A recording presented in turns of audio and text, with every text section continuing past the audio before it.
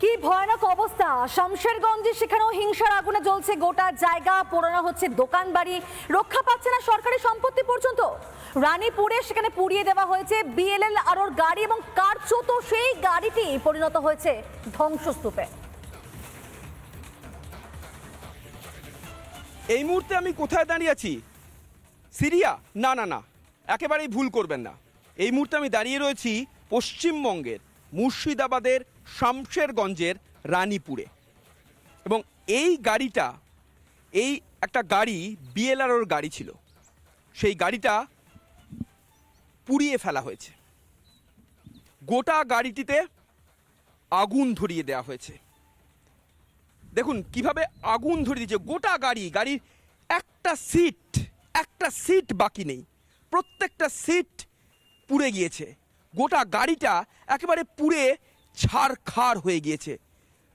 ড্রাইভারের যে handle, break, কোনো কিছুই আস্ত নেই। গোটা গাড়িটাকে প্রথমে বাঁশ দিয়ে ভেঙে চুরমার করে দেওয়া হয়। একটা কাঁচ নেই বাকি, একটা কাঁচ আস্ত নেই। গোটা গাড়িটাকে পুড়িয়ে একটা ভগ্ন গাড়ি, অর্থাৎ একেবারে পোড়া একটা গাড়ি এই মুহূর্তে রয়েছে, বিএলআরও গাড়ি। এবং এই ঘটনা ঘটেছে গতকাল ঠিক সকাল 9টা থেকে দুপুর 1টার মধ্যে। যে তাণ্ডব লীলা চালিয়েছে ওয়াকফ দুর্নীতির প্রতিবাদে, ওয়াকফ যে বিল রয়েছে, সেই ওয়াকফ বিল বা ওয়াকফ আইনের বিরোধিতা করে যে বিক্ষোভ, যে বিরোধিতা, সেই বিরোধিতায় এই গাড়িটাও বাদ যায়নি। বিএলআরওর এই গাড়িটাও শেষ পর্যন্ত পুড়িয়ে ছারখার করে দিয়েছে তাণ্ডব যারা চালিয়েছে তারা। মুর্শিদাবাদের শামশেরগঞ্জের রানীপুর থেকে ভিডিও জার্নালিস্ট দেবব্রত বোসের সঙ্গে সুখেন্দু সরকার, রিপাবলিক বাংলা। কোথাও চলছে গাড়ি, তো কোথাও নির্বিচারে ভাঙা হচ্ছে ঘরবাড়ি। অশান্ত মুর্শিদাবাদ, এবং সেই অশান্ত মুর্শিদাবাদ থেকে আবার প্রাণ ভয়, সেখান থেকে অনেকে পালিয়ে বাঁচার চেষ্টা করছেন, অন্যত্র যাচ্ছেন। আর এই পুরো পরিস্থিতি নিয়ে বিজেপির কাছ থেকে কি বলা হচ্ছে, কি বলছেন বিজেপি নেতা দিলীপ ঘোষ, শোনাবো আপনাদেরকে। এটা কাশ্মীরে হয়েছিল, কাশ্মীরের লোকেরাই ভারতবর্ষের মধ্যে উদ্বাস্ত হয়েছিল।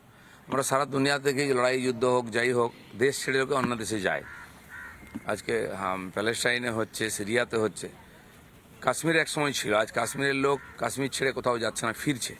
কিন্তু পশ্চিমবাংলার লোক পশ্চিমবাংলার এক জেলা থেকে অন্য জেলায় যাচ্ছে বা পশ্চিমবাংলার বাইরে চলে যাচ্ছে। এটা 21 সালে ইলেকশনের পরেও দেখেছি, বহু লোক বাংলা ছাড়া হয়েছে। আর এখন মুর্শিদাবাদের লোক মালদাতে, নদিয়াতে চলে যাচ্ছে বা অন্য জায়গায় আত্মীয়র বাড়ি চলে যাচ্ছে। তো আজকে দেশ ভাগের চেয়েও ভয়াবহ পরিস্থিতি। বাংলাদেশ থেকে হিন্দুরা পালিয়ে আসছে অত্যাচারের ভয়ে পশ্চিমবাংলা, এটা ঠিক আছে। কিন্তু মুর্শিদাবাদের হিন্দুরা পালিয়ে যাচ্ছে অত্যাচারের ভয়ে মুর্শিদাবাদ ছেড়ে অন্য জেলায়, এটা অভিনব। আর ভারতবর্ষে এটা আমরা কল্পনা করতে পারি না।